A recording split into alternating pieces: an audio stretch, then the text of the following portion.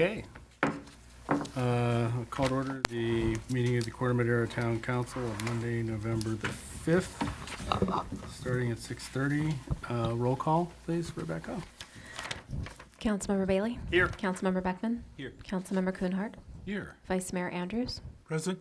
Mayor Ravazio? Here. Okay, and now we have open time for public comment. Please confine. We're going to do a Oh, pledge. I'm sorry. We only want Americans Skipping ahead. to give. And election day is tomorrow. I pledge allegiance to the flag of the United States of America and to the republic for which it stands, one nation, under God, indivisible, with liberty and justice for all. Okay. Now, we have open time for public comment. This is for comments that are not on the agenda. And if you can, please keep your comments to 3 minutes. And if you can give your name and address or where you live, that would be great. Thank you very much. Good evening. Patty Stolier, 1411 Casa Buena Drive. And I'm here representing Age Friendly Corte Madera and the Age Friendly Intergenerational Center. I distributed the November calendar so you can see that we're really making great headway 6 months into this process. We started with 5 programs. We now have 16 or 17, something like that. And it's just chock full Monday through Thursday. And Mario has told us that we may be starting on Fridays. So if you have suggestions of what other things need to happen, let us know. I'm pushing for an intergenerational drama club. We have a barn. We want to put on a show. Thanks. Thank you.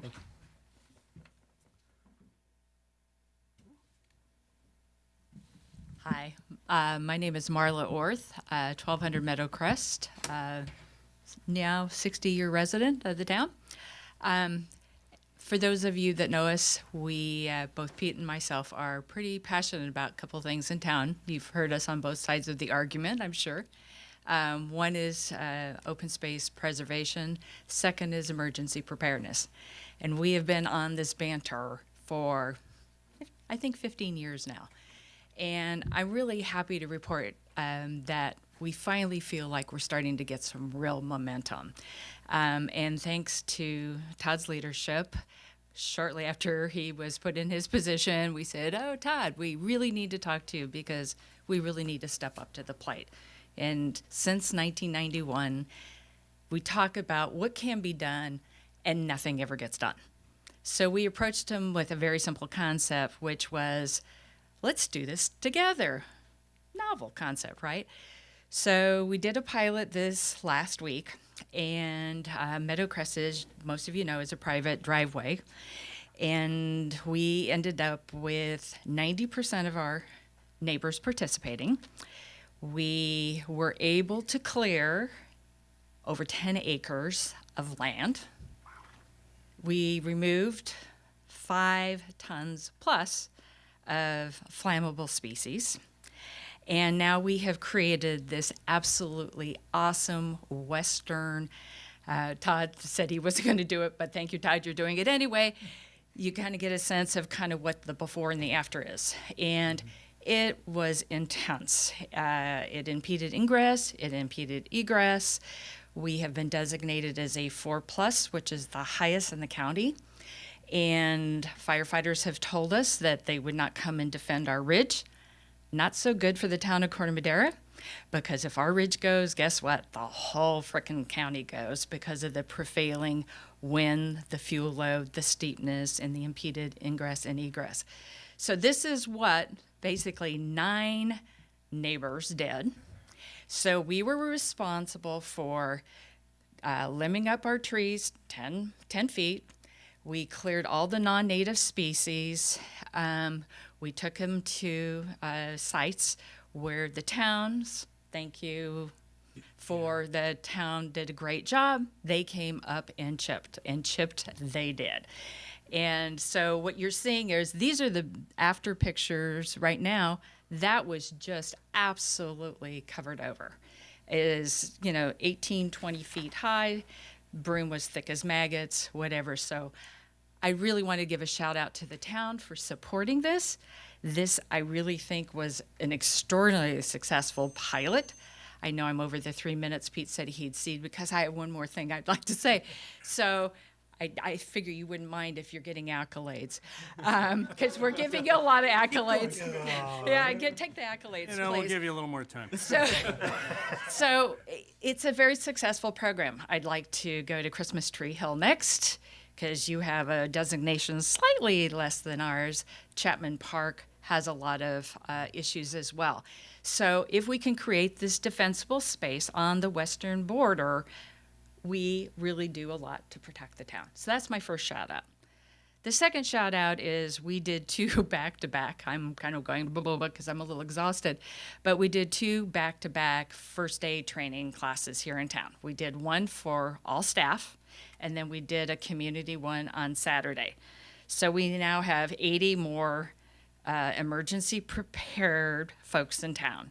They are now certified in first aid, AED, and CPR on infant, child, and adults. And it was extraordinarily well received. And so if the town will continue the funding for it, it was very, very cost effective. We will continue to do those courses through the spring. So now we have trailers, now we have open space, and now we have trained people, because my biggest fear is somebody who uses medical services with some degree of frequency.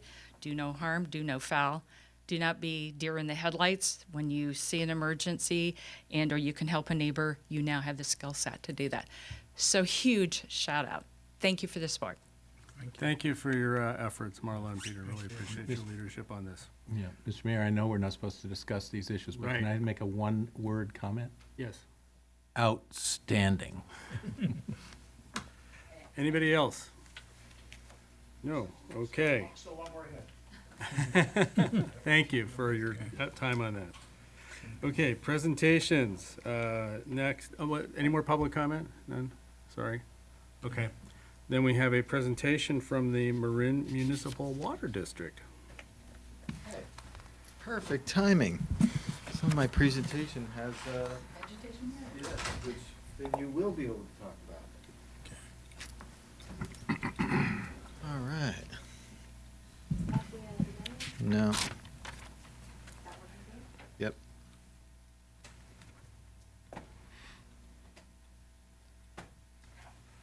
I get 3 minutes? I'm kidding. I'm joking.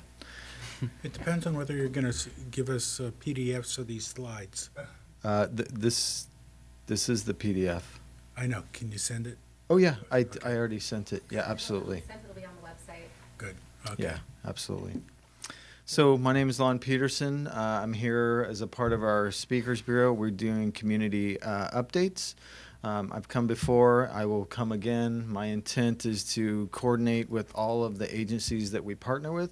It's much easier for me to come on a Tuesday, Monday, or any particular time during the week where everybody's already gathered and kind of give updates of what's happening versus asking everybody here to come down and hang out with us. But that being said, there's a lot of partnerships that we do, and so I'm here to talk about some. Since it's a small crowd, I have no problem taking questions throughout. I'll try to keep it as brief as possible, and then if there's any follow-up stuff, I'll work with Rebecca and your city manager on stuff. Sound good? Awesome. All right. Okay, excellent. Might have to give him the mouse. I know.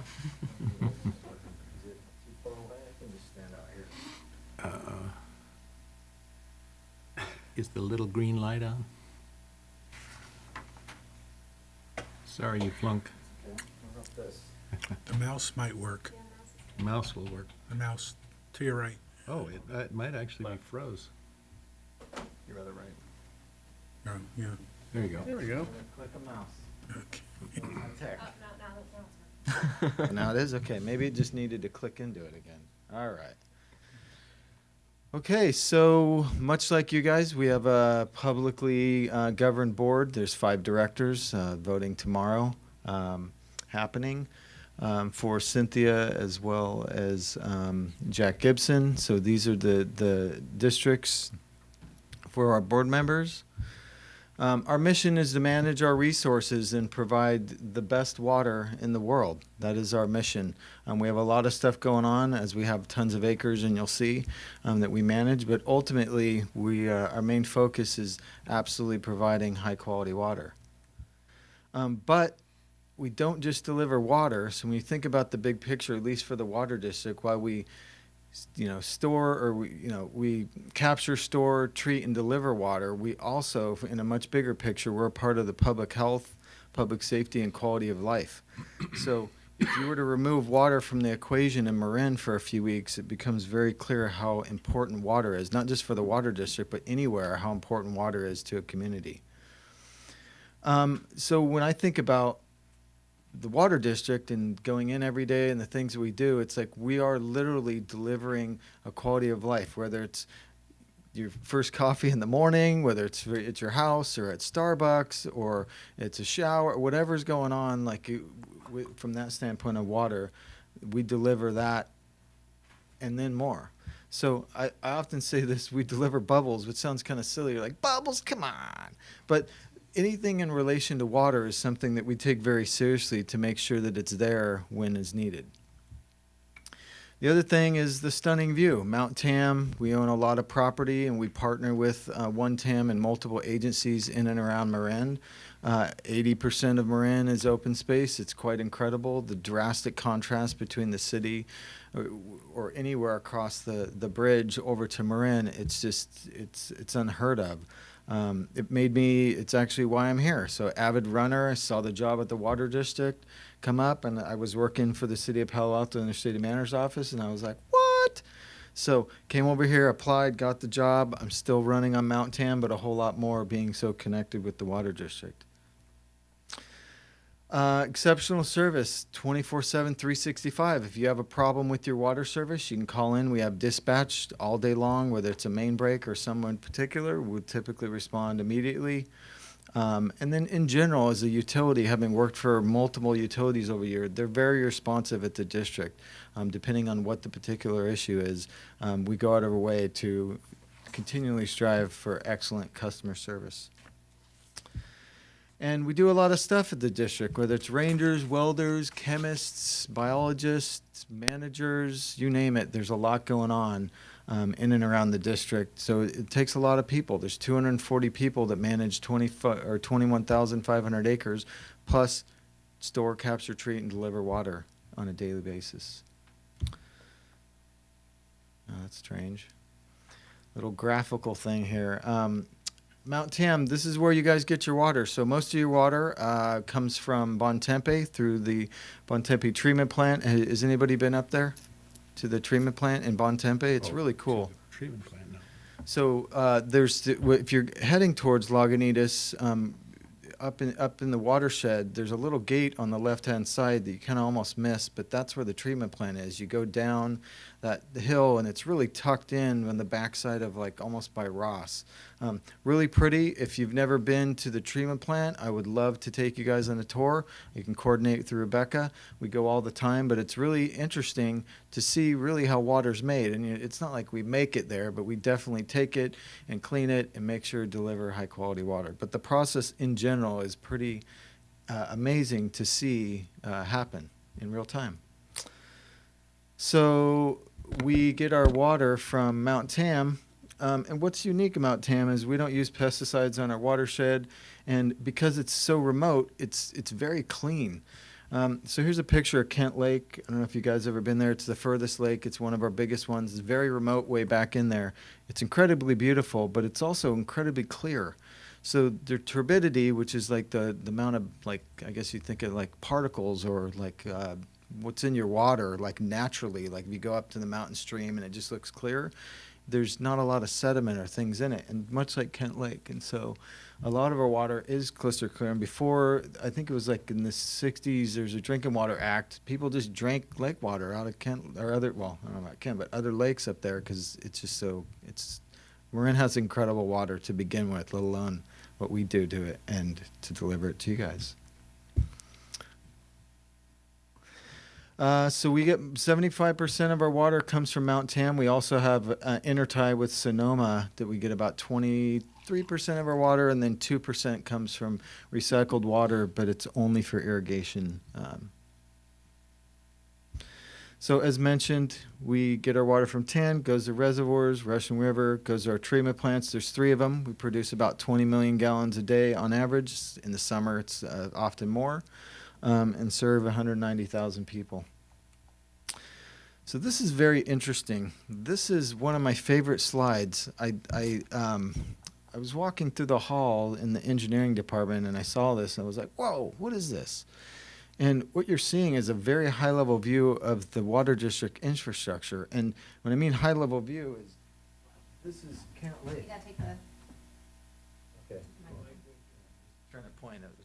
But so looking at this is Kent Lake. So it gives you an idea of how big the scale is. Like this is a massive lake, but it's just kind of represented in some of our lakes. And then you can see the elevation and different things and all the different elevation pieces to get water to different tanks to make sure that there's adequate pressure throughout the entire county. So here's Corte Madera right here.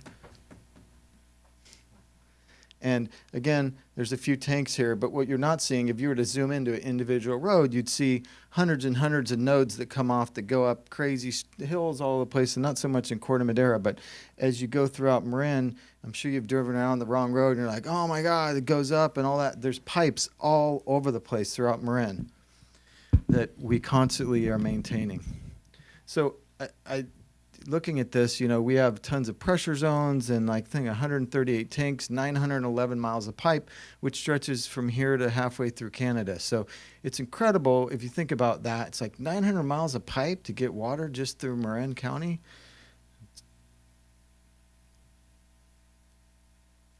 So I want to talk about maintaining that infrastructure.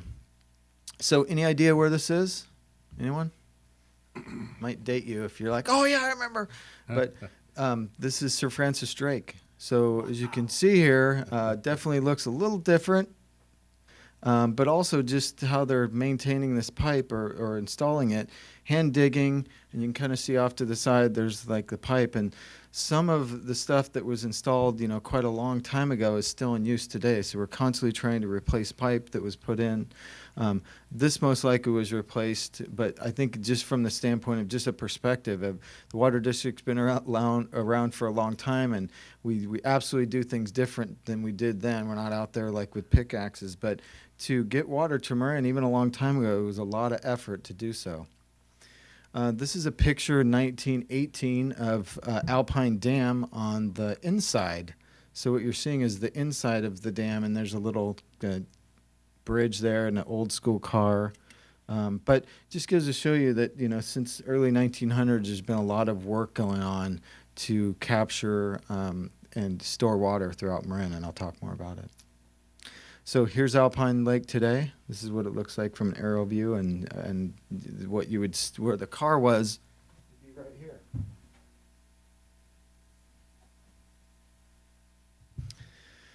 So we are constantly maintaining and renewing our water system. In the past 10 years, we've spent over $200 million reinvesting. As most recently, we've did a $69 million upgrade for seismic for both of our treatment plants, huge projects.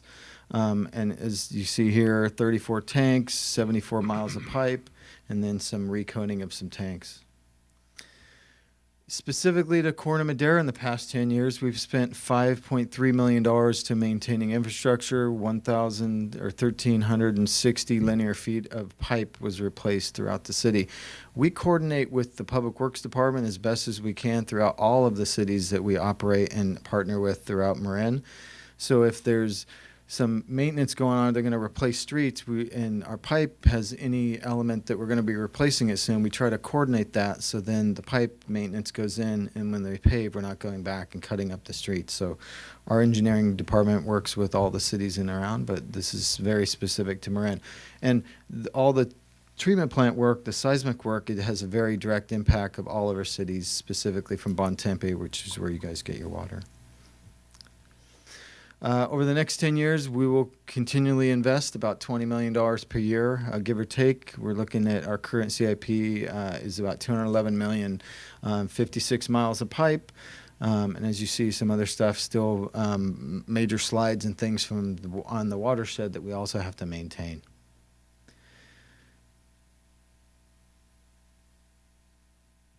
So want to talk about Marin's water. I think it's amazing. So when I went into interview for the job, I walked in and they were like, "Hey, who are you?" And I'm like, "Hey, I'm Lon Peterson." They're like, "Oh, sit down, have some water." And like I sat down, I had some water. Immediately was like, "This is awesome."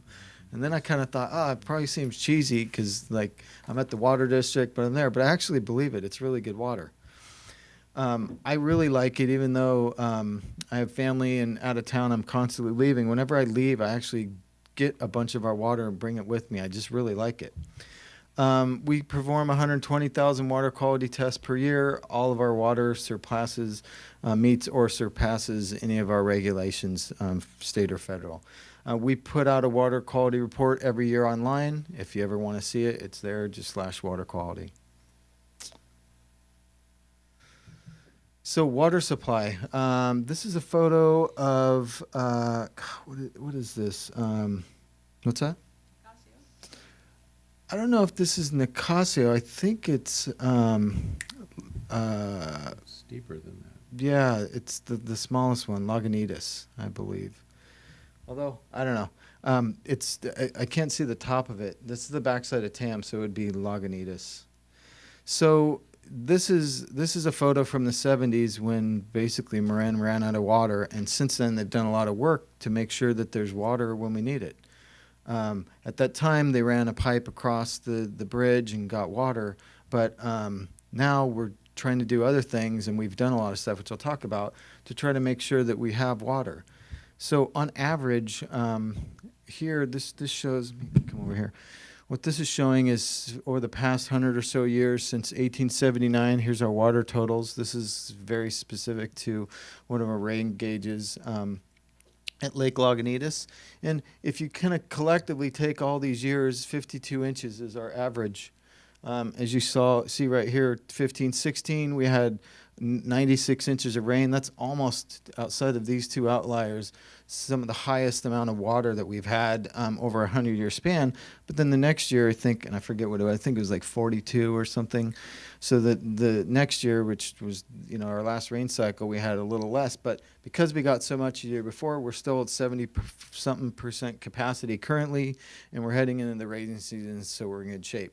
On average, we have about 2 years supply of water, depending on where we're currently at, which is about 25 billion gallons of water, which sounds like a lot of water, but overwhelmingly, it's great in the sense that there's only 200-something thousand people in Marin. If it was packed in like any other city throughout or area or county in the Bay, we just couldn't support it. So as mentioned, 52 inches of rain annually, 26 billion gallons. So depending on our conservation efforts, our 2-year supply can actually increase to 2.5, 3 years. And that's why we focus so much on water conservation. Right here, it's interesting because here, this is our population, the green line. And then looking at this is the amount of people that we're serving, the counts. And over here, this is actually our water production, which goes up. And then here's a drought. See that comes up to about 30,000 acre feet a year. Boom, 70s, it goes way down to hardly any use. Somewhere lowest out, unless we're back in 1910 population. And then it kind of starts slowly ramping up again, gets up to 32,000 acre feet a year, a lot of water. Have another drought, goes back down. Now we're at 21, and you can kind of see this pattern. So another recession, then we have drought. Now we're back down here, 21,000-ish acre feet. Our intent is to try to keep it this low because the lower it is here, the more water we have year after year. So if our water is if we're conserving our water, then it just exceeds the amount of water we have and less impact from a drought's perspective.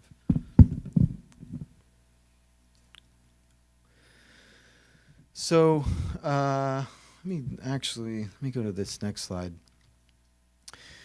you can see here each down from the 40s where we expanded Alpine Lake, the 48 we built Bontempe, Kent Lake in 54, Nicasio in 1960, Suluhuli in 79, expanded Kent Lake again in 82, and then connected to Lake Sonoma, the intertie where we get a significant amount of water, and they have a 5-year supply of water themselves.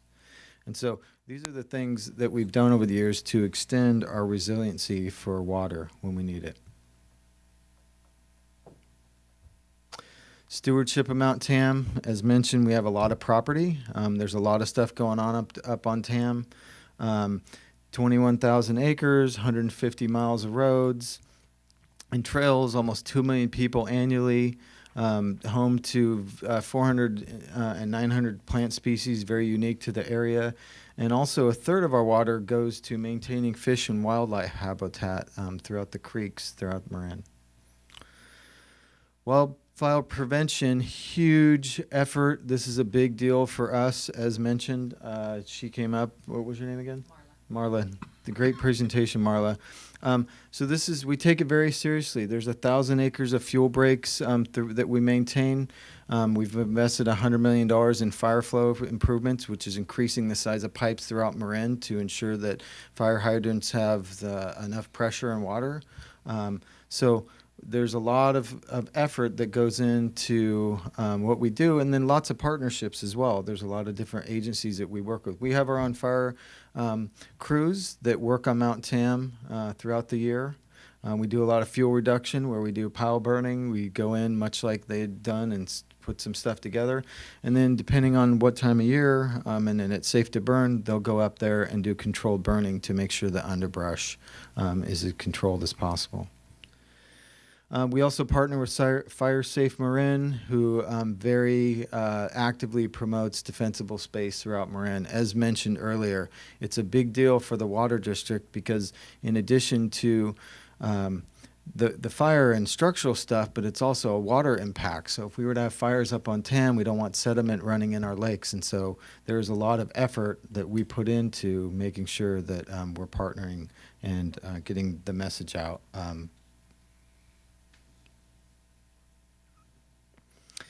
This is Pine Mountain. This is, I think, a year and a half ago. There was a fire that came, and as you can see, there's tons of engines up there. That was a multi-jurisdictional effort, and it was put out, but not without some, I guess, some burning.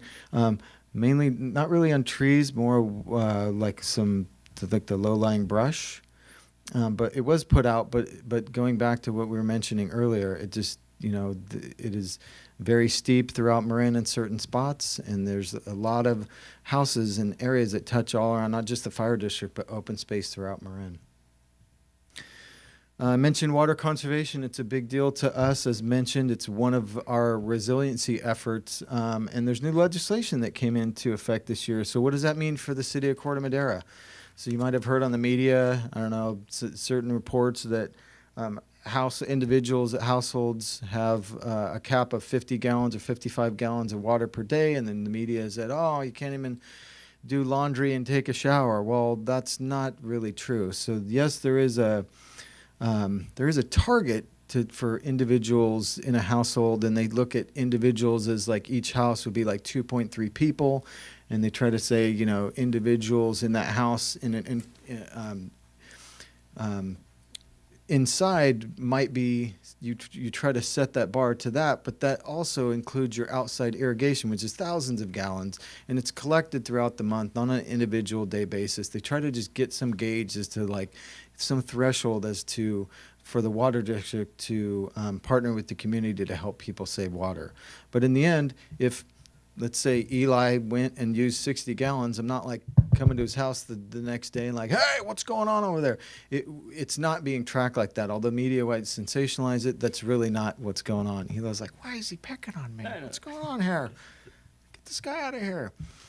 So what does the new law do? It basically sets targets for us as a water district to try to look at our overall water use and then help, whether it's indoor, outdoor, or water loss, and it gives us the flexibility to do that. So even on our internal piping or things that we're doing, if there's leaks or whatever, even from that standpoint, things that we can do to ensure that we're not wasting any water as well. So that is the new structure. But ultimately, we're looking at conserving water together. So our community responded great. Last time we were asked to reduce water. Marin Water was the only district in the state that I believe had reservoirs that were spilling, but Marin came back and still responded with the 20% reduction that was just, it wasn't a mandatory, it was just a suggestive, and the community strove and actually exceeded that water use. So as mentioned, stewardship and working with the communities and individuals throughout Marin is important. That extends our water capacity. We're also out in the community, much like this. We do a lot of stuff. If you guys ever have something, you're like, oh, it'd be great if Marin came out, give us a call. Rebecca has my number. You guys are absolutely, we're happy to come out. We do tons of partnership with school and all the organizations and tons of Speakers Bureau stuff. We have a lot of business conservation programs. We do commercial site visits. So if there's a business in Corte Madera that wants to have a come out and have us look at ways that they can conserve water. We also offer rebates for toilets and other things. We also have this new restaurant efficiency program for rebates where we come out and basically fund entire dishwashers and different things like that to get them up to a better standard of water use efficiency. So it's through partnering with Sonoma Water that we have that. So if you guys have any of the, there's a lot of focus on restaurant stuff because they use the most water from a business standpoint. We also have residential rebates for toilets and clothes washers, $150, or for pool covers, mulch, rain, hot water, or gray water, $50. We also just put out a couple weeks ago this new cool book, which you can download it at marinwater.org/WAL. And it basically gives really cool diagrams of lots of different ways to landscaping ideas, native plants, gardening things, and super cool examples of real life things throughout Marin that we partner with people on. So we encourage people to download that. It's free. The last thing is connecting with us. So it's like I'm here and I'm speaking to you, but if your residents or you want to connect with the water district, we have a website, much like most organizations, marinwater.org.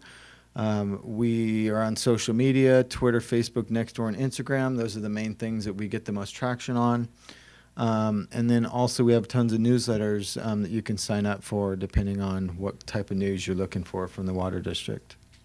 And that's all I have, but I'm absolutely happy to answer any questions if anyone has it. Does anybody have any questions? Yes. Yes, thank you, by the way, very much for that presentation. The question that I get asked by residents at different functions is our water supply currently interconnected, or are there plans to interconnect it with either the East Bay or San Francisco? There's currently no plans to connect our water system with in either SFPUC or East Bay Med. Wasn't there some effort a few years ago to do so? I've heard there was. I've only been here for 2 years, right. So yeah.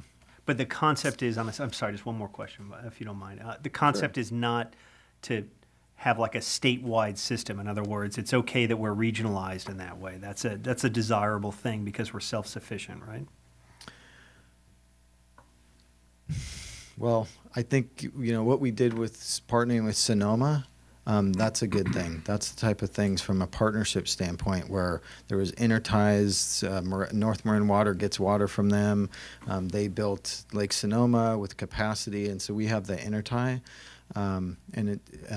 But as far as going across the bridges for water, there's no plan to do so. Currently, absolutely no plans from the board. Thank you. Yeah, absolutely. Anybody else? Yeah. Yeah, Eli. Thanks, Mr. Mayor. Thanks, Lon. You mentioned, I think, that some of the work that you guys do is repairing after slides. So I was just curious, what are the implications of a landslide for the water supply? Is that correct? That you? I believe that was in one. Yeah, of the we earlier do. Yeah, no, we absolutely do tons of repairs. A lot of it has to do with piping that for water delivery, and so we have, all of our lakes are up in the mountains area for Mount Tam, and then some in different western parts of Marin, and so there's tons of infrastructure just to get that water here, and so. There, on any particular slide, even something minor like we have a road and then the pipe goes down the road, if there's slumping in that road or whatever, it will ultimately impact that particular pipe and then just either take it down the hill with us, and then that impacts our ability to deliver water to the treatment plants. Got it. Thank you. So it's more of that. But to your point, I mean, a major slide could potentially go into one of our lakes, but it's not something we're currently dealing with or have an issue with.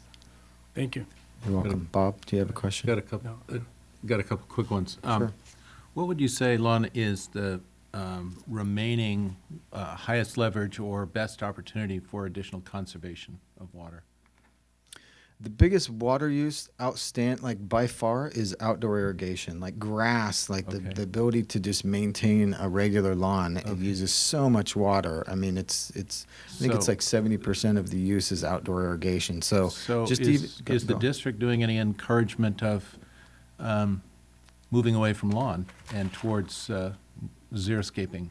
Yeah, we do. So there's through DWR, there's a cash for grass type program. So anybody that wants to replace grass can remove it and put in a native water efficient landscaping. And then up until recently, we were trying to work with businesses throughout Marin through $1 million grant through DWR. To encourage massive turf removal and replacement. So we're trying to work with the county and other big players on that. But based on projects and things just take a while, we're converting some of that to our automated meter infrastructure because there's also water savings there. So, but yeah, removal or replacement of turf is a big deal. We absolutely encourage it. And you mentioned gray water systems, and you've got some designs and perhaps ways to permit. Do we have any evidence that people are actually installing gray water systems? I mean, do we have any sense of how many people are doing that and using their showers and their laundry to, water the landscape? It's a great question because we recently were dealing with that at the district because we offer rebates, and so we can see from a standpoint of how many people get a rebate, but that's not really reflective of how many people on two accounts. One, have a gray water system because they could have it and they don't apply for the rebate. And then the other side is the more the conservation effort of just having a bucket somewhere because a lot of people do that across, all throughout the California, which really has no there's really no way to tell what's, but we encourage it. Is $50 rebate enough? For gray water? Yeah. The $100 rebate on the conservation toilets has been very successful. It has. Yeah, I think there's, so our $150 rebate on toilets, I think there's an 80% saturation throughout the county of high efficiency toilets. And so, to me, there's any efforts that we do, every basically gallon or drop saved is a drop that you get somewhere else. And so, as mentioned, that's why I'm constantly when I go and talk to people, 26 billion gallons, a third of that goes to wildlife. And so of the remaining water that we have, the less we use, the longer it lasts. And with the uncertainty of climate, I also kind of show that chart where it goes up and down, boom, 1 year you get 96, the next year you get 42. And that's just 2 years of drastic swings of water. I have no idea whether it's going to rain in 3 weeks and rain for 50 days straight. It's just kind of the squirreliness of weather and the situation we live in. James? You mentioned that 25% of our water, we're getting it from Sonoma.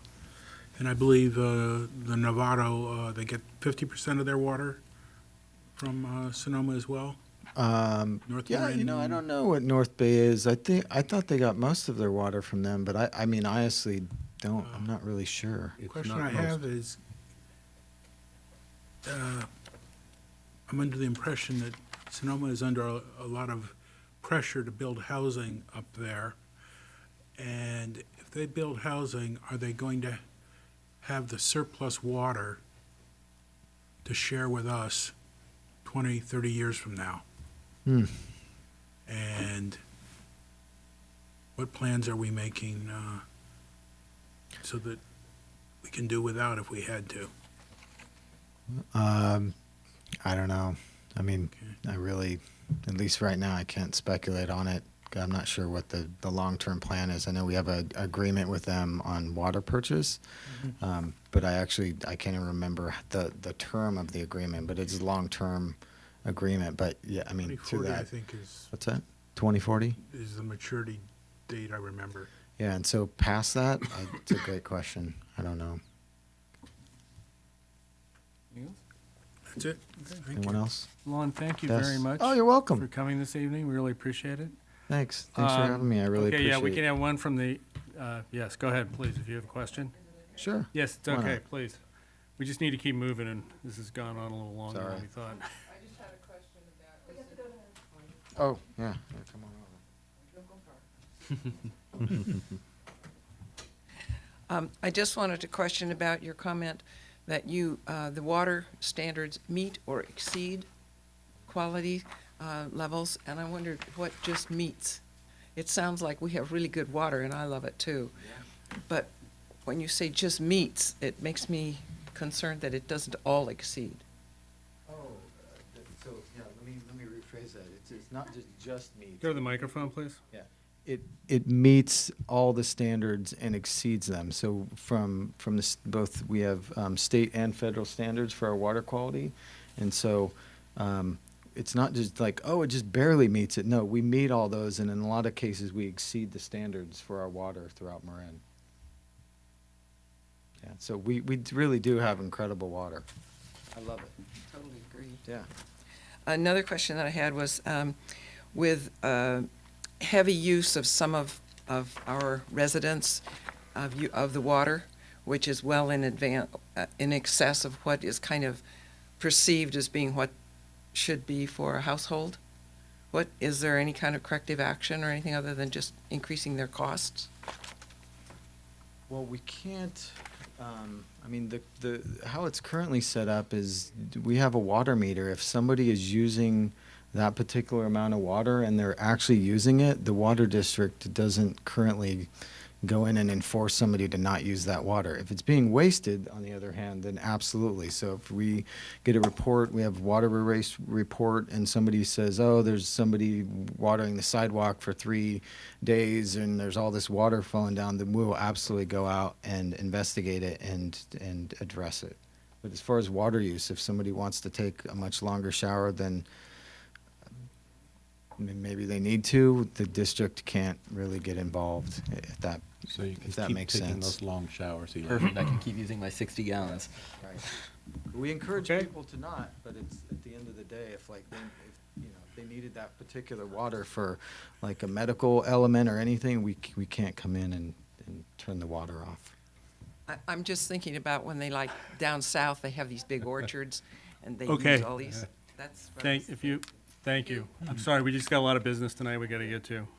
Thank you so much for coming, Lon. I really appreciate it. I'm sorry about that. We just need to keep moving. Okay, moving on to the consent calendar. The purpose of the consent calendar is to group items together which are routine or been discussed previously, do not require further discussion. They'll be approved by a single motion. Any member of the council, staff, or public may request removal of an item for discussion. Is there anybody who'd like to remove an item from the consent calendar?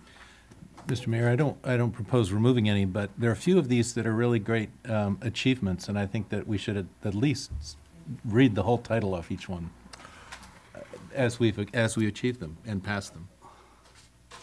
You know, the purpose of the consent calendar is I to know, keep keep things going. moving, I David, know so that. I'm gonna actually overrule that and say we're Okay. just gonna roll through the consent calendar. All right. I'd like to make a motion. I will entertain a motion to approve the consent calendar. I would like to move items 4.1.1 to 4.1.11. Second. Councilmember Bailey? Yes. Councilmember Beckman? Yes. Councilmember Kuhnhart? Yes. Vice Mayor Andrews? Yes. Mayor Ravazio? Yes. Okay, moving on to the sanitary district. Anyone who'd like to remove anything from the sanitary district items? If not, I will entertain a motion to approve. I'll move that we approve sanitary district items 4 to little I and 4 to little I. Is that how you say it? I don't know. 4-2-1 and 4-2-2. Second. That's right, isn't it? Sorry, I have to think about this. Board Member Bailey. Yes. Board Member Beckman. Yes. Board Member Kuhnhart. Yes. Vice President Andrews. Yes. President Ravazio. Yes. David, I'm sorry, we just went way over on that opening presentation, so. Okay. Keep moving. Thank you. Public hearings, moving on. Public hearing to consider introduction of an ordinance of the Town of Corte Madera amending Chapter 1901 of the Corte Madera Municipal Code entitled Social Host Accountability Ordinance to add controlled substances and marijuana and include party buses and limousines. And we have a report from Todd. Thank you, Mr. Mayor, members of the council. A brief background, as you know, back in the early or mid-2000s, the social host ordinance was just that. It was a social issue. And from that, within the Twin Cities, our very own Mayor Bob Ravazio with Larry Chu, our counterpart in Larkspur, helped form the Twin Cities Coalition for Healthy Youth. And from that, we formed the 12 sectors of the community and began to really problem solve and attack this issue. And from that, in 2008, the social host ordinance was born in Corte Madera, as well as every other municipality led by the County of Marin. In 2013, we formed the Central Marin Police Authority, adding the town of San Anselmo. At that point, what we did is we amended the ordinance and we added the same language for all three jurisdictions in Corte Madera, Larkspur, and San Anselmo. Since that time, there's been a lot of discussion, and really it's over these 4 amendments. The County of Marin passed and amended their social host ordinance in 2017, and every other municipality has followed. The Central Marin jurisdictions of San Anselmo, Corte Madera, and Larkspur are the last to approve these amendments. And what we did is we really thought it was appropriate to have that conversation with the police council, with input from our police chief. And so we had a series of meetings that's summarized in the staff report. And really what we focused on were the following 4 amendments on page 2. They're at the middle of the page, and I just want to briefly touch on them. It's to add the ingestion of controlled substances and marijuana to the ordinance. 2, to expand the definition of premises to include public premises, party buses, and limousines. 3, to expand the person in charge of the event to include the owner, renter, or lessor. And 4, to add restorative justice and the restorative justice element to the ordinance that would not place the burden on the police authority or individual cities and towns to implement and facilitate. Again, after much discussion at the police council level, it was unanimous, 6-0, that the police council recommends these 4 changes. And we strongly encourage the police council to be unanimous, as we want to keep uniformity amongst the 3 jurisdictions. And so Corte Madera is the first to review this ordinance. San Anselmo will follow, and Larkspur will follow us in December. And with that, I'm happy to answer any questions. Are there any questions from the council for Todd? Just a quick, did I see that there is an effort to coordinate and consolidate with county standards on this same topic? Or? So all the social host ordinances in the county are 80 to 90% in uniform with the county. Mm-hmm. Since 2008, we have some lessons learned specifically to our 3 jurisdictions, how we handle the social host ordinance, and so that is reflected in our differences. But we're about 90% uniform, I would say, with the County of Marin. But Central Marin Police now has one set of ordinances to enforce Well, for there's the three jurisdictions that it's in. Yeah, so technically there are 3 ordinances, but they are all the same. Yes. Perfect.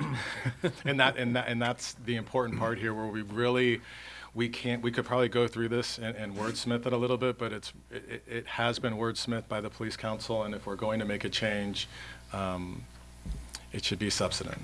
This would be my recommendation. Any other questions for the council? Okay, then we're going to open it up for public comment. Is there anybody who wishes to have comment on this particular issue? No, then we will bring it back to the council for comments and a possible motion. Yes. So, Bob, you and I were at the police council meeting, and as Todd mentioned, it is uniformly accepted and approved by that. So unless somebody wants to talk about something, I'll move that we introduce and waive the first reading of the ordinance proposing amendments to the social host accountability ordinance of the Corte Madera Municipal Code. Second.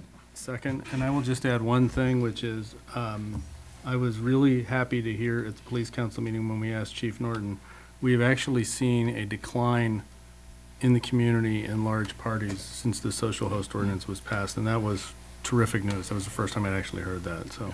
That's good. And I'm sorry, and I said that, don't make any changes, but our town attorney did catch one important change, if I could. Okay. With your amendment, if Yes. it's allowed to. So page 3 of the actual ordinance, it's at the top of the page, it's section 5C. In the last sentence in 5C, what we're asking, that we change that last line to that juvenile will be jointly and severally liable.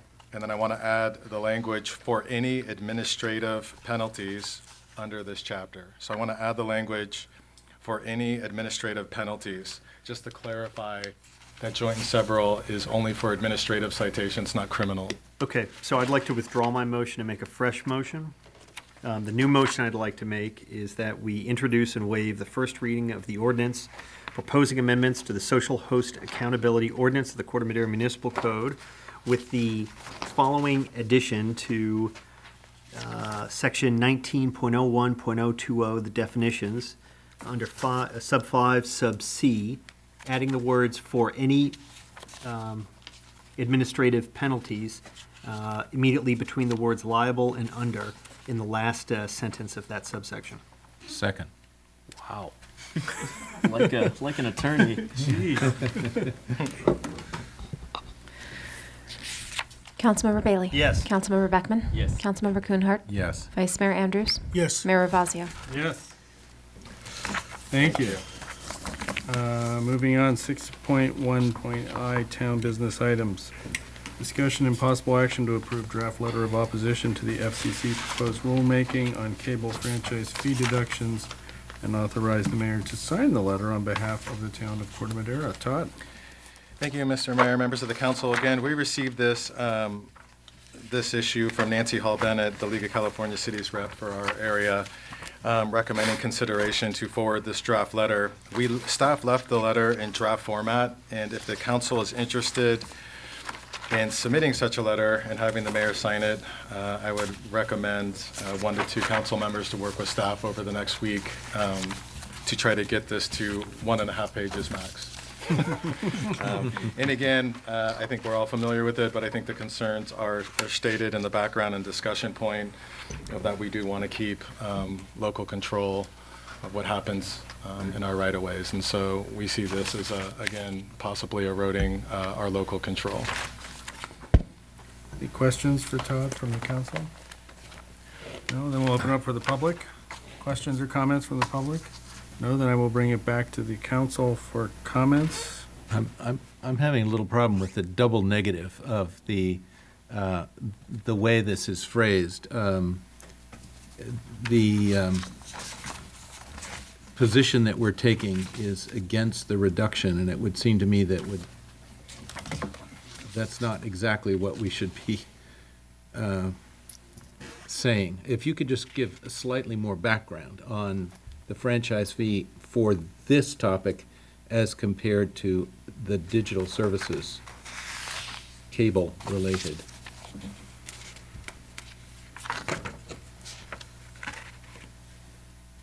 Please.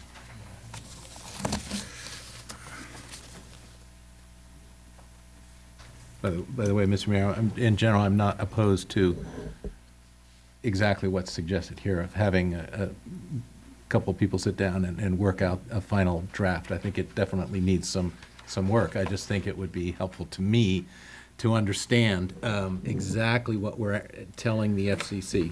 Are you volunteering to be one of those people? I know so little about this. I think really by allowing the cable companies to deduct the fair market value, the pay, it's called PEG, channel capacity and the transmission from their franchise fee obligations. The FCC's proposed rulemaking would, and they kind of, this is in summary from Nancy, it would threaten or to limit, and eliminate public, educational, and governmental access channels, all meant to better help inform and empower the public. And it would also severely reduce franchise fee revenues for cable companies to use the public right-of-way in our cities and towns. And so, again, there's a little bit more research to be done. This came up a few days ago, and we just wanted to get it in front of the council for a conversation.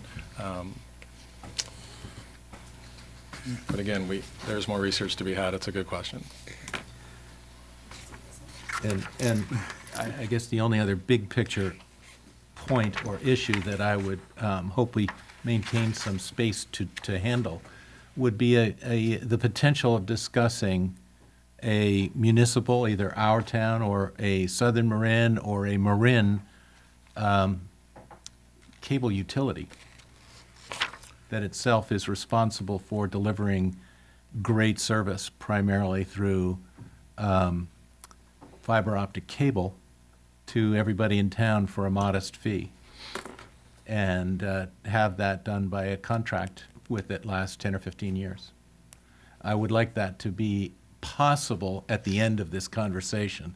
I don't want to suggest that we have a solution for it now, but I think it would be good to not rule that out in whatever it is that we recommend. In other words, don't go too far in saying, FCC, oh yes, these companies can start doing new 5G as long as the fees are right. Maybe there's a whole other approach to it. And I know Jim has a lot to say on this topic, and I'd be very interested to know what he has to say on this topic. Well, Perhaps okay. we should hear from him.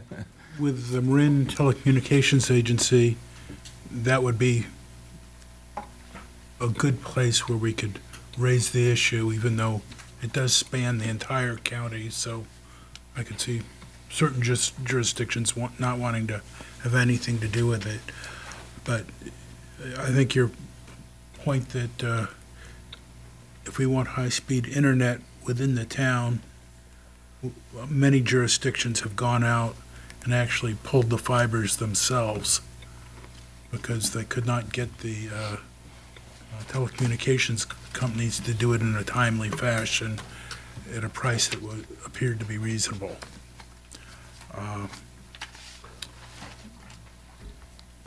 The only, in terms of working with this letter, yes, I think it needs polishing. On a halfway related topic, the last time we were discussing FCC fees, we raised the issue of do we want to get indemnification letters from the vendors so that if there are any sort of costs, legal costs or other costs related to it, we would know that they would pay for it rather than us. And if we do go for indemnification letters, the question is who do we get the letters from? Is it from the local LLC that the cable company or telecommunications company set up? Or do we also want the parent company to provide the indemnification?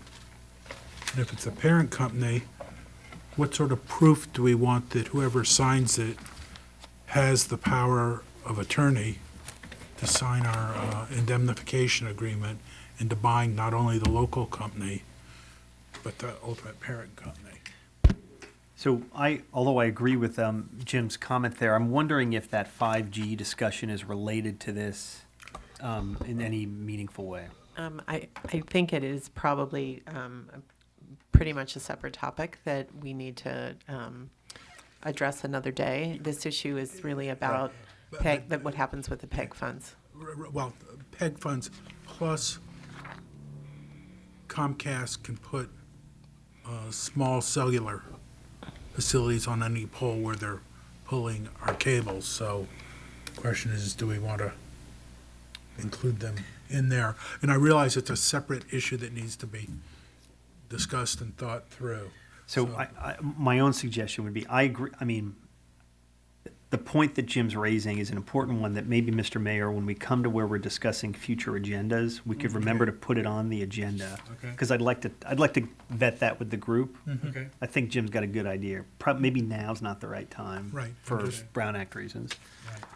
But with respect to this issue, then, I don't know if it relates to this issue, Jim, that's all. Yeah, no, I, And, Mr. Mayor, if, to answer your question, if there are not two others who are willing to put up their hand and say they'll work with Jim, or, then I will. okay, good. We're only looking for two, so we got Oh. one, and we may have Jim. Okay. And he's kind of our cable expert, so. Unfortunately, okay. So that's okay with you guys? You're willing to help out Todd on this? I mean, I just, the warning is that I'm gonna have to be pulled through this, I'm the dead horse that has to be pulled through this stream. Because there's so much to learn, about it before we, make a meaningful comment to the FCC. David, the one comment I would make, if you don't mind, Mr. Mayor, is that the policy we've adopted in the last, I would say, 3 years or so, is that we generally agree with these letters, we just shrink them so that Yes. they're like 3 or 4, like a handful of, like whatever we in plain English think, and then that's it. Rather than, it's my own view, and I suspect all 4 of you agree, the form letters, like, just, let's make it from the town. They don't get read. Yeah. Right. They get weighed. Yeah. How angry were they? So that's why we should make it lighter? No, I'm happy to, work on making this thinner That's great. Thank you very much. with Jim, but Jim's gotta be there. Okay. Okay. Well, but first I guess we need a motion to approve the letter with revisions? No, Yes. is that how we do it? Is that Yeah. how we would Okay, do it? I'll make that motion. You know, Second. Is that right, Teresa? Is that okay? What I would suggest is that you make a motion to authorize the 2 council members to work together Okay. and with the get manager. with staff and to get the letter out. But you're essentially then delegating the authority to the 2 of them to And I'll approve sign- the final I'll sign form. whatever they do. Do we have a deadline? Do we have a deadline on that? 14th, we drop dead, Oh, and that's next week. literally, yeah. So I'll make a motion that we delegate the authority and ask Jim and David to do a redraft of the letter with input from Todd that will reflect a simpler version of what was discussed, and then mail it out forthwith. Second. And for the mayor to sign it. Right. Okay. Is there a second? Second. Councilmember Bailey? Yes. Councilmember Beckman? Yes. Councilmember Kuhnhard? Yes. Vice Mayor Andrews? Yes. Mayor Ravazio? Yes. Okay. And moving on to 6.2 sanitary district items. Award of contract for Trinidad 2 Pump Station and Sausalito Pump Station Improvement Project. Todd and Peter. Thank Or you, Peter and Todd. I don't know. Board President Ravazio, members of the board. I wanted to talk a little bit through this item. It's a complex one, and I think the discussion will kind of lead us in perhaps a more comprehensive analysis of our options here than maybe in the first paragraph of your staff report. So a little background on this, these 2 particular projects. The primary work here is at the Trinidad 2 pump station. It's a full redesign and rebuild of the oldest pump station in the sanitary district that was built out in 1960 out in Paradise Cay in Tiburon town limits and in Sanitary District 2 jurisdiction.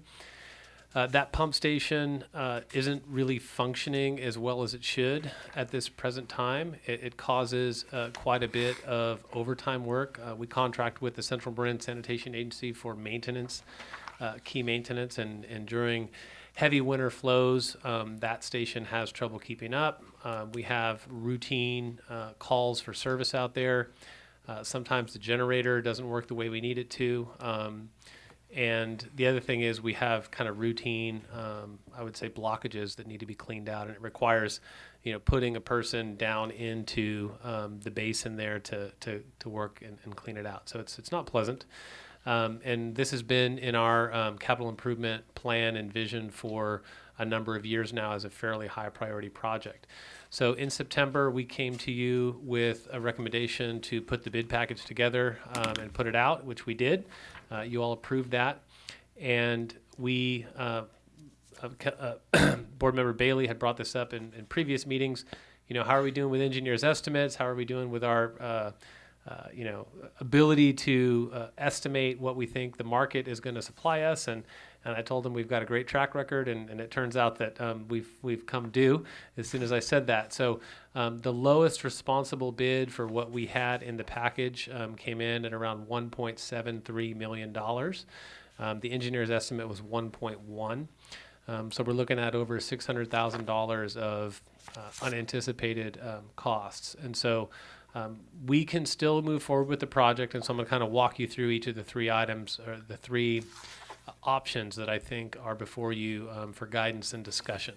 So the first one is award to the lowest responsible bidder. We know Valentine. We know their work. We think they can do a good job. We didn't think that the price would come in at that 1.7 range. The positive, the pros to awarding and moving forward is we continue to get the work done. And again, the primary work is at Trinidad 2.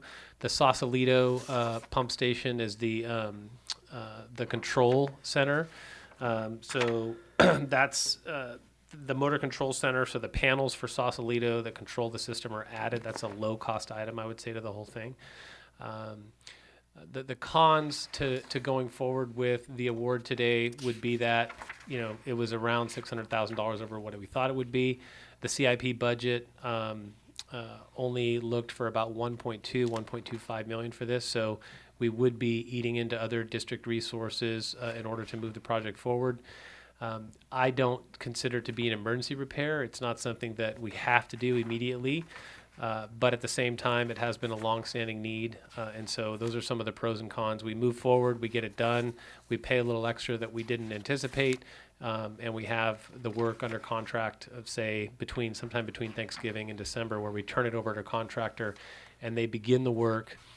One of the beauties of that is that the sanitary district, for most aspects of the work, would not be responsible for the continuation of the pump, making sure everything happens during the winter in a normal way. So to think about, like, if you're rebuilding an interchange, you still have to move all the cars through there while you're rebuilding it. That's part of the complexity of rebuilding this pump station. You have to you have to build a bypass, you have to get everything moving and replaced while you're under construction. So another option would be that because the bid is as high as it is, we could reject all bids, and we could say, you know what, if we come back in February, we're probably not going to have this thing built in the wintertime anyway, but we come back in February when we have perhaps a more competitive bid climate, and we re-advertise it as it is, or we may have some opportunities in talking with both Newt Engineering and our own in-staff engineers. We have the opportunity to perhaps rescope it and bring the cost down. I wouldn't say in a significant way, but that is another, I would say, prudent decision that we could make to reject all bids and re-advertise with or without scope changes. So I don't know if, Todd, if you have anything you want to add to that, but I'm happy to move to question and answer and discussion at this point if the board would like to delve into any of the more detailed nuances. I think Todd has some comments. Okay.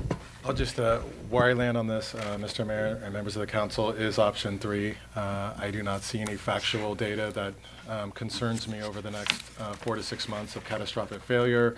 Even if we did approve this bid, now we would still miss the rainy season for construction.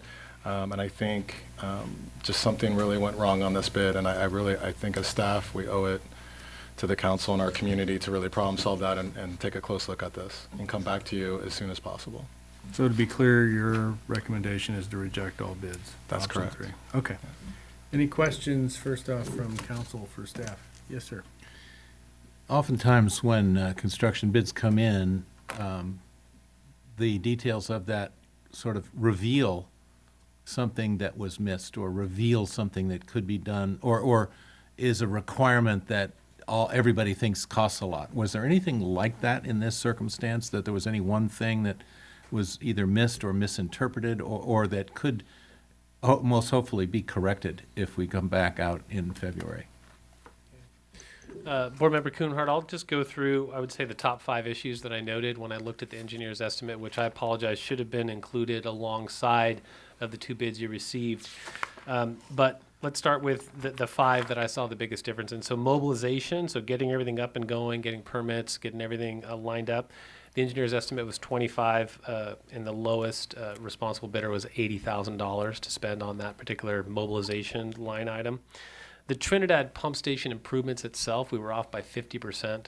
So the engineer's estimate was $375,000, and the lowest bid was $730,000. So that's the biggest chunk of the money.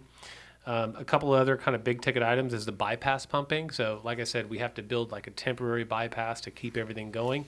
The engineer's estimate for that was 25, and the lowest bid was $80,000. Another one is shoring. So in Paradise Cay and a lot of our low-lying neighborhoods, we have what I would call unstable soils and bay fill. And so the level and the extent to which you need to shore and secure everything during construction is I would say, a strong engineering challenge. Our engineer's estimate, working with Newt Engineering, was $40,000, and the bid was $115,000. So that's a big difference. And then lastly, I'll point out the traffic control and notification. So, how we keep traffic moving through the neighborhood. The engineer's estimate was $10,000, and the lowest bid was $70,000. So there's some big differences in those items. Those were the ones that stood out to me. But again, if anyone wants to predict the future, go for it. It's not easy. Well, the first and last we have some control over, permitting and what we require for moving vehicles. It's not our jurisdiction. Yeah, it's in the county. So some of the permits would come from the county in terms of traffic control. Some of the permits for encroachment come from us. I wouldn't say we have control over all of it. But again, it's you accept the bid. It's not like we don't have a line item veto authority like presidents have used. We accept the whole bid or we reject it. So, Any questions, David? Go ahead. Is remediating the contaminated soil part of the project? I don't believe so. Okay. And how confident are we in our price estimation procedures? I think we're pretty confident. Okay. Again, this is something that, the bid climate is changing. Prices for precious metals, copper and steel, aluminum, tariffs are changing. It's a dynamic market out there. Like I said, some of the items that we didn't do well, we will probably put out. If we do end up going back out to bid, we'll take another harder look at the engineer's estimate. We'll bring that back to you again. And speaking with RJ, our senior engineer, honestly, we're not sure that if we reject all bids and put it back out, that we're going to get a lower price. It could be a higher price in a few months.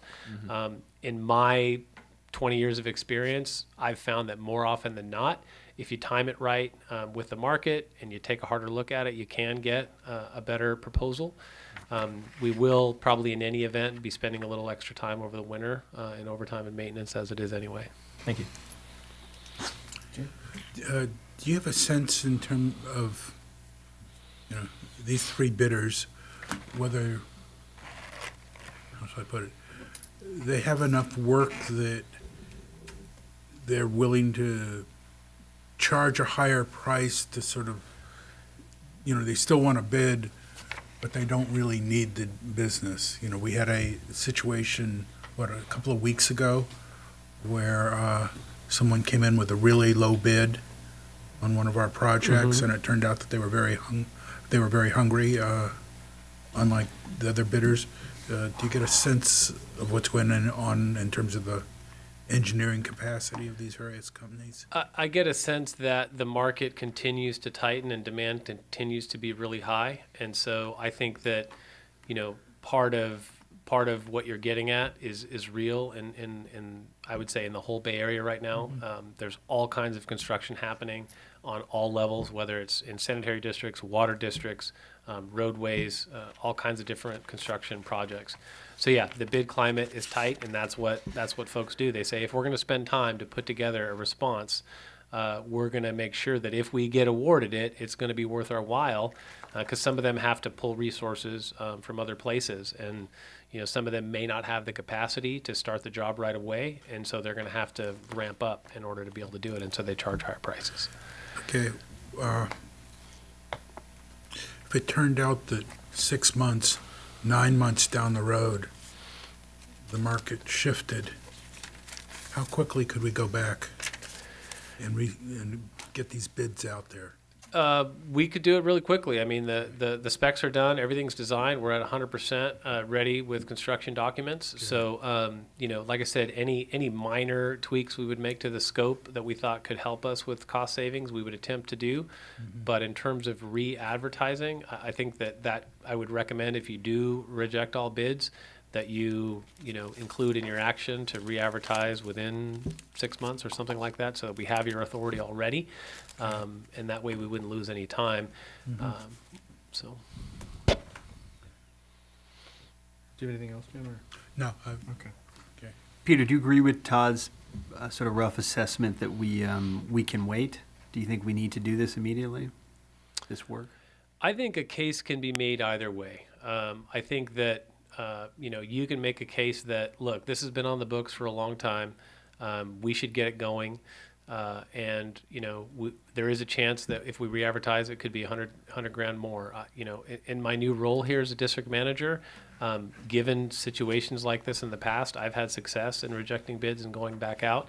I think if nothing else, we're letting our constituents know that you can't just come into District 2, give us any highball amount, and we'll give you the award. But if we approve this tonight, could they get it done before the rainy season? No. So as long as you get it squared away before the next rainy season, would that make sense? That would make sense. But to be clear, in talking with RJ before the meeting, the one benefit of getting someone into contract is, when they take over the pump station and they rebuild it and they build a bypass, they're in charge of everything. So there's very little that the sanitary district or CMSA would be on the hook for if we were to get them into a construction contract and give them notice to proceed before Christmas. So the bulk of the rainy season, the contractor would be on the hook most likely for anything that might arise. But the short answer to your question is, yeah, I talked to Todd about it extensively today, and we're in agreement. It's a tough decision to make, but I think that there's some value in a minor delay in this to see if it works out in our favor. So if we were to make a motion, we could make it to reject the bids, but give you authority to re-advertise With a revised scope and a revised engineer's estimate within by 12 March of months, next year or something like that. Within 12 months or something? Sure. Okay. Yeah, I had a question. Paradise K, I know we had a problem was brought to our attention a couple of years ago where combination of settlement of the soil and rising sea levels had some of our lines underwater. We're getting water in them. Is this project, was that taken care of, or is this project designed to handle any of that, or as a result of that? Or? Yeah, so there's multiple things happening out there. The settlement is causing what are very low slope lines to not be able to drain very well. And so then instead of, gravity-fed lines being able to deliver to the pump station, sewage stays in the lines and doesn't move very well. So that causes backups. This particular project focuses on the pump station itself, the connections to it from the surrounding neighborhoods, as well as the generator there that is in need of relocation and replacement. So I would say in general, throughout that whole region, this project doesn't help with kind of the broader subsidence issue out there. So that's still something we're going to have to deal with down the line. It is. Okay, thanks. Any other questions from the council? I'm going to open up to the public for questions or comments. Okay, hearing none, I will bring it back to the council for discussion and a possible motion. I'm going to move that we delay award and that we authorize the re-advertising February, March, and I see council suggesting something. I think the motion is to reject the bid. To reject the bid. Reject all bids. Reject all bids. Reject all bids. That's the motion. Is there a second? Sure, second, yes. So we're rejecting all bids and And saying then re-advertise? I would say that an important thing would be to reauthorize advertising in a fresh enough time frame that contractors will not have forgotten this. They won't have thrown away their files. They will be able to come back and sharpen their pencils. Can we just leave it to Peter to figure that out, or Todd, or something?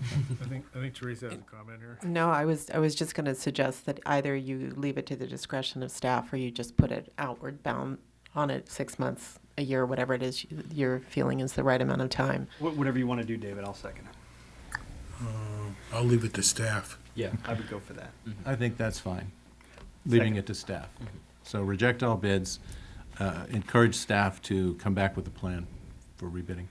No, authorize staff to go Authorize. ahead and rebid as they see appropriate. So the motion, as I'm understanding it, is to reject all bidders, and you are authorizing staff to come back, authorizing staff to reissue and re-advertise this based on the timing that staff feels is appropriate. Yes. Exactly. Is there a second to that? Second. Board Member Bailey? Yes. Board Member Beckman? Yes. Board Member Kuhnhard? Yes. Vice President Andrews? Yes. Board President Ravazio? Yes. Thank you. Okay. Moving on now to town manager and council reports. Town manager. Thank you, Mr. Mayor and members of the council. Just a few quick updates. The first, and Council Member Kuhnhart will probably add to it, but the Hill Dwellers NRG had a disaster drill over the weekend that went really well. And so again, it's just the disaster preparedness efforts are just moving forward in our town at a high rate and very successful. Marla Orth touched on our first aid CPR training for staff, and we completed the first of 4 scheduled trainings for the community. So we did 52 people on Saturday. We sponsored it, we paid for it, and we also provide everybody that graduated the class with disaster kits. Awesome. That's our sales tax measure monies at work. Are you doing that again, by the way? Yeah, we're gonna do at least 4 July or more. January. Because I just couldn't make it, but I would like to do both those things. I'll send you all the dates. Thank you. Yeah, so there's 3 more, and we're gonna keep going with that. Such a great idea. Again, Marla touched on it. We did the Meadowcrest Ridge, the Chipper pilot program. It was really a pilot program. Marla approached us and asked us to consider it, and with the help of Peter and his staff, we were able to do the pilot program. Again, it was very successful, and so we're working on making it a formalized program and really, following the momentum. We have $100,000 available to us annually. Again, it's in the budget. It's for vegetation management and removal, and so we're using the sales tax measure monies to do this. And so just very successful, a lot of positive comments. So we're going to start to advertise that and work with the communities on the hillside and keep that going. We have a test tomorrow at both the firehouses, our firehouse here on Tamalpais and the downtown fire station in Larkspur. It's going to be a test of the LRAD system, the long-range acoustical device. This is our early warning system. It's similar to the systems that we have in Hawaii that they use for tsunamis. And so we're going to actually do a test and see how the range is from our firehouse up on Chapman Park and also Christmas Tree Hill. And so we've already, we put that out on social media so the community knows to expect it, and we're going to do some testing tomorrow. This is something that staff is excited about. Mill Valley did a test a few months ago, and it was really successful. So we're interested to see how that plays out. These would be fixed sites, acoustical devices on our buildings, but they're also, we have the capability to use mobile devices as well. So we'll just see how the test goes. The intent is to use sales tax measure monies in both Corte Madera and Larkspur to implement that after these tests, and we evaluate and report back to council. So really excited about that. And this is a potential replacement for the siren, right? That's correct. It's an articulate siren. Yeah. Can you, have you been in touch with Neil Cummins' school? Because you might want to let them know. Well, hopefully they understand what it's saying. They're pretty close, but that'll be the first. We will. That's a good point. But just, let them know, and if they have a public address system, we could get the kids all excited, 10 minutes to test or something. Yeah, it's a good point. We'll let Other, them know. you don't You want to never scare know. the kids Sure. necessarily. And the last one is staff has picked a tentative date, January 15th. It's a Tuesday, to have a private sewer lateral community workshop. And so we're working forward with that as well. And so with that, I'd be happy to answer any questions. I think Eli has a question. Thank you. I just wanted to ask if the LRAD system is successful. Is one going to go on the station on Paradise Drive too? That's our intent, and we're going to start here, but yeah, we want to Great, cover okay. the entire town. Cool. Yeah, Thank you. Yes. And the reason why we picked this one is because it's geographically, it's Right, the most totally. difficult. Yeah, it's a good question. Thank you. Mr. Mayor, Thank you. Yes. if it's really going to be tested tomorrow, can you have as the last thing that you say, and please remember to vote? There you go. Why not? Any other questions for staff, town manager? Will it report? be more understandable than the one they have on Station 13 in San Francisco? Oh, well, you saying that's a bad one though? Well, it goes off and then you hear this, this is like, right? Right, yes, yes. And you say, what did they say? And you say, Let me know. I'll be home, except when I'm voting. Okay, moving on to council member reports. Who would like to start? I got two, picking up on that. Yes, indeed, on Saturday the 4th, the Christmas Tree Hill Neighborhood Response Group had a drill, and it was phenomenally successful. I mean, the last Chapman Park one, I think there were about 100 people who showed up for coffee. We had about 160 people show up, 134 new signed-up households saying, okay, include me in, here's my email, I want to be part of this system. 5 new block captains signed up. There was spontaneous training of different kinds, and there were great donuts. I mean, it was a really, really successful drill. And You saying there were great donuts? yes, yes. Outstanding. Thanks to one of our volunteers. But actually, Dan Reese mentioned the LRAD system was coming up. There's just one other thing. JR was at the meeting that I'm going to describe very briefly, but there was the TAM meeting on the North-South Greenway gap closure was held, and they are moving ahead with the commencement of final arrangements for construction of the widening of bicycle pedestrian crossing Corte Madera Creek into the area which is actually Larkspur and heading close into Corte Madera, and then the next phase will be the south end, which is working on the beginning for the planning and environmental phase of that southern portion. But they're going to separate, pretty cool, separate all the bicycle traffic and foot traffic that comes across from, let's say, the ferry or from points north from the traffic on the Old Redwood Highway completely, and have it be curb separated, which I think is a really terrific arrangement. Great. Thank you. David. And next meeting of TAM is on the 14th. Unusual timing, 4 p.m. on the 14th is the next meeting of TAM. Thank you, David. Eli? Thank you. Mariner Cove Neighborhood Response Group had a successful drill yesterday. On October, I think, 17th, I attended a meeting of the Corte Madera Larkspur School Board. It was quite a trip to be amongst my former teachers and my former principal now as a council member, so that was fun. The discussion was mainly a review of student performance and just sort of strategizing on how to further improve performance, so that's exactly what we like to see. What else? We had a meeting of ABAG in our town hall here last go to week. that? I did, yeah. Jim was there too. There was some pretty weighty issues brought up. So one of the big ones was their proposed CASA program. That's like a public-private partnership. I think it's a $1.6 billion program Per year. per year to basically spur widespread residential development. It's sort of an attempted solution to the housing crisis. Massively expensive, massively complicated. ABAG presented to us 3 sort of proposals for how they might prioritize where to focus on developing. So the 3 options they presented, one was focusing on the already existing and designated priority development areas, which are basically just areas with really good, dense transportation service. Option 2, yeah, please. Okay. there were a couple of subjects. We're talking about the Plan Bay Area Oh yeah, yeah. Sorry, 2050. I So, merged. go I ahead. merged. Yeah. So the Plan Bay Area. 2060? 2050, I think it is, you know.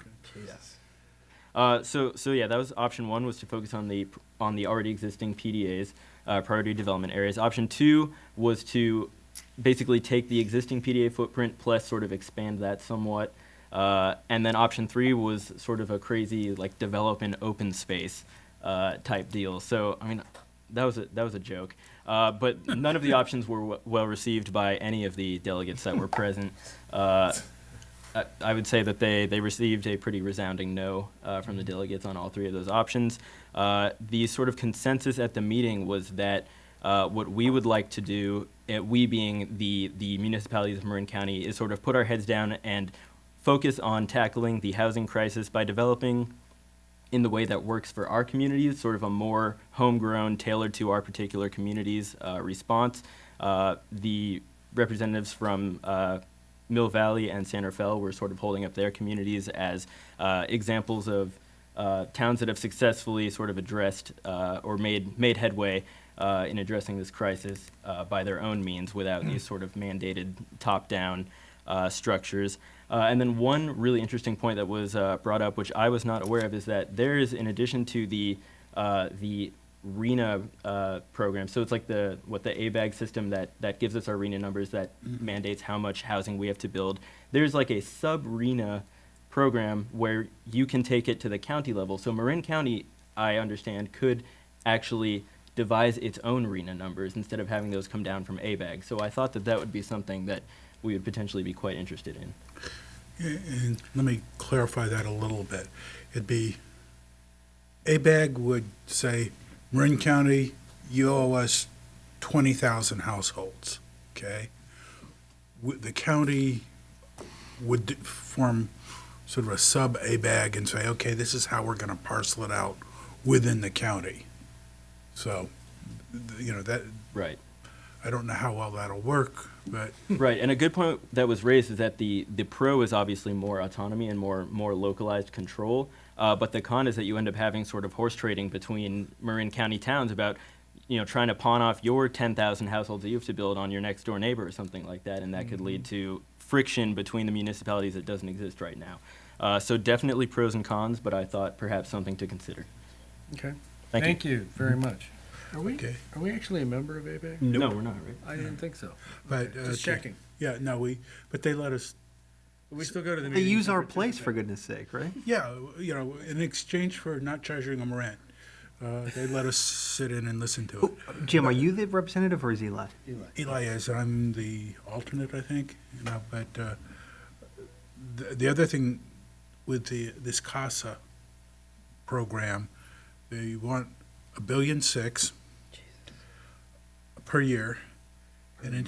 Per year, and the way they're thinking of funding it is, one suggestion is a windfall profits tax on gains from selling residences, okay? Another one is they want a percent fee on the sale of residence. They're also looking at property taxes, the increase in the property tax. They want to, instead of it going to the jurisdictions, they want to sort of dedicate the increase to this CASA project. On employers, they're talking about a per head fee. They're talking about a gross receipts tax, which San Francisco already has one that goes up to 50 basis points. Depending on what happens tomorrow, you're going to add another 50 basis points on top of it. And then CASA wants to come in and put a additional gross receipts tax on there. The bottom line on the meeting was that the folks at the ABAG Northern delegates could not endorse the CASA scheme at this time, mainly because there's very, very little information about what they're actually planning on doing, other than going to the legislature and get all this stuff mandated out of Sacramento. So, Okay. Thank you. And Eli? is that about? Yeah, thank you very much Thank for, you, guys. for helping. Very helpful. Okay. Did you have any other reports? No, that was. Madeira Gardens also had a neighborhood response group drill, which I think was successful. We did? When? Yeah, well, you know, I was out there humping as a block captain counting signs. Oh, okay. We had a command center, the whole thing. It was great. I think those response groups are fantastic. Yeah. We've received, and hopefully it's going to be posted maybe on our website, this thing, Age-Friendly Corte Madera. God bless you, Carla Condon and Patty Stolier. It's good helping. The mayor and I attended the Central Marin Police Authority Council, which is fascinating. We do a lot of good work, and much of which was discussed here, but there were a couple points that didn't come up. One of them is it's some sort of drug take-back of 327 pounds of drugs were returned to the police at a volunteer. I mean, that's a spectacular amount of drugs returned. There were life-saving awards for 2 officers. I think it was Lee and French. I'm not sure I got the names right.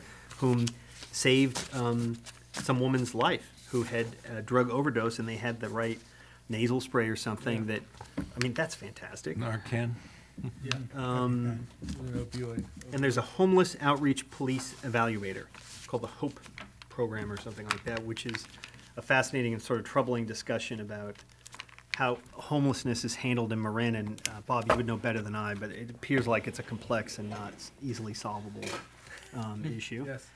And then and then we also went to the fire council, which, as I understand, is fully operational as of January 1st. Is that right, Todd? Mm-hmm.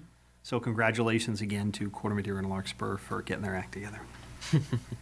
Those are all my reports. Thank you. And that's what I did. So, and then Chapman Park had a very good response group Sunday morning as well. So that is it for town manager and council reports. Let's move on to the review of the draft agenda. 8.1. There's one thing that falls sort of between those two, which is that there was a letter to all of us, I believe. All I know is that it did come to me and to town manager on the looking for comments that our representative on the CPUC staff could take back. And I was wondering if we could bring forward the issue of the greatest euphemism all, the PCIA, the power cost and difference adjustment that's made on people exiting PG&E, and that could kind of ruin the economics of MCE if it comes out very badly and out of the sausage making factory of calculations. And I was just wondering what it would take for us to make sure that we raise that issue with our representative to staff of the CPUC, because CPUC will be handling that issue.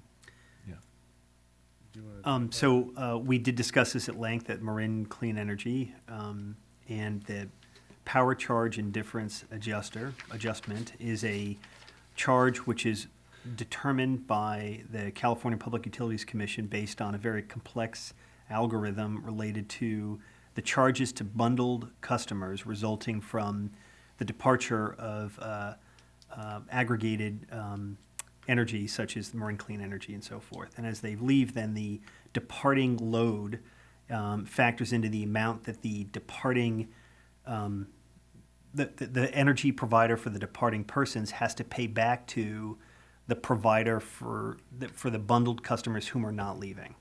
And the concept doesn't seem terribly unfair in sort of broad strokes, which is that if, for example, the PG&E or other investor-owned utility has had a 50-year contract premised on a certain number of customers, and then a certain portion of those customers leave PG&E to form Marin Clean Energy, then there ought to be some offset for sunk charges which PG&E cannot recover, resulting from having planned at the requirement of the Public Utilities Commission and others for security reasons to make sure there'd be adequate energy. The problem is that original public policy goal has run amok, and that the consequence has been that the amount of money paid by the Marin Clean Energy of the world and the other aggregators of energy, back community choice aggregators, back to the investor-owned utilities, is absolutely enormous. So, I mean, it's not possible to overstate this dollar figure. So when I first was appointed to Marine Clean Energy from the town here about 6 or 7 years ago, 17 cents of every dollar had to be paid back to PG&E.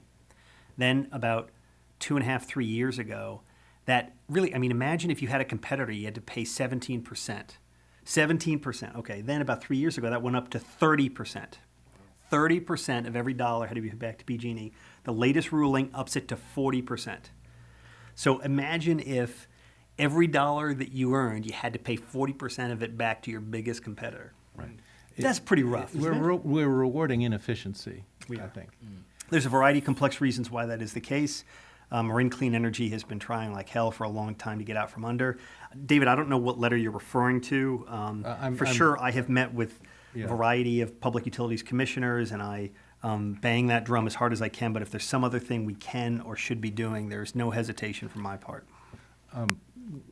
When I spoke to Town Manager Cusmano earlier, he indicated that they were going forward on the utility wildfire mitigation plans with the representatives of CPUC, and I said, how about this? Have we indicated, we put up our hand and said, hey, we're upset about this here. And so I was just opening the conversation, can we make sure that our rep in-house knows that we're upset about this very math? And I think Sloan's summary was excellent. And that's it. We did meet with the rep today. We have a rep on the Public Utilities Commission?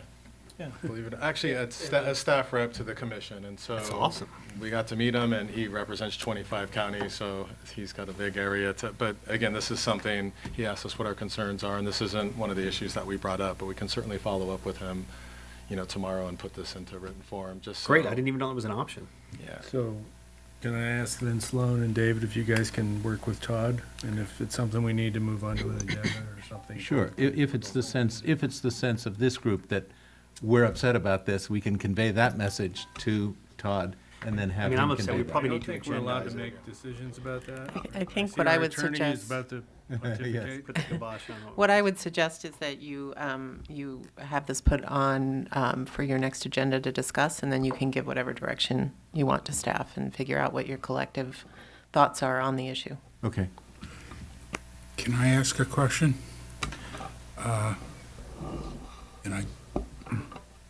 When I ask this, I'm not going against Marine Clean Energy, but if we pulled out of Marine Clean Energy that has close to 700 million in long-term contracts for power, okay? What is our liability for leaving? Do we have to cut a check for for a percentage of that sunk costs?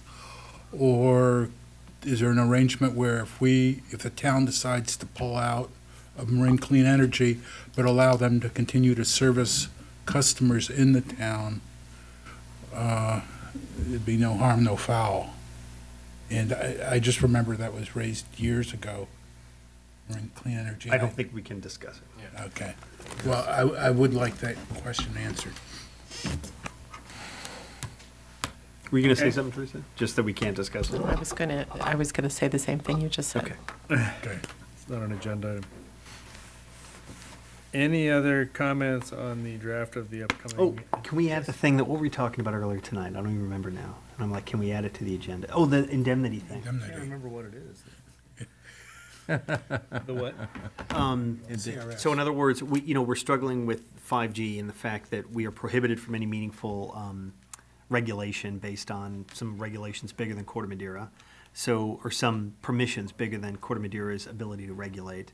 But one of the things that we should just consider as a council, whether this is doable, and maybe we would need input from our excellent town attorney, who's not paying attention, but whom services I'm asking for, would be to We're keeping her busy. would be to comment. She's earning her money. Okay. So in other words, just put it on the agenda and we'll talk about it next time, is what I was thinking. Okay. Yes. And there's, Whenever we can get an appropriate report. behind Right. it Yes. that discusses it. Yes. And I Yeah, would oh yeah, ex- doesn't have to be next meeting, whenever. And I would expand it not only to 5G, but if it affects Comcast and their small cell thing, which appears to be close to 5G, even though it might be Wi-Fi technology, do we want to expand it to them as well? And I'm not saying we should or we shouldn't, I'm just saying. we need to So the consider it. request, Mr. Mayor, is not necessarily for the next meeting, but just whenever An staff can upcoming fit meeting, in. whenever staff can Yeah. put together a report that Yes. makes sense. And I would like to pick up something that was in the minutes from the last meeting, and I didn't see it being carried forward to the agenda for the December 4th meeting, and that is, are we going to be picking up an editing and a refreshment of the climate action plan? Again, we didn't put it on it. We're shooting for December, one of the two meetings? We Yeah. have two meetings, right? Yes. Yeah. So we're shooting for December. Okay, it wasn't in this draft that came to us today. I just wanted to make sure that, Yeah, we have some work to do. So we're think- shooting for December. We'll be in the Christmas meeting. That'd be a nice Christmas present to the town. yeah. Okay, any other comments? Okay, then we are going to Thank you, Peter. adjourn to closed session. Thank you, Peter.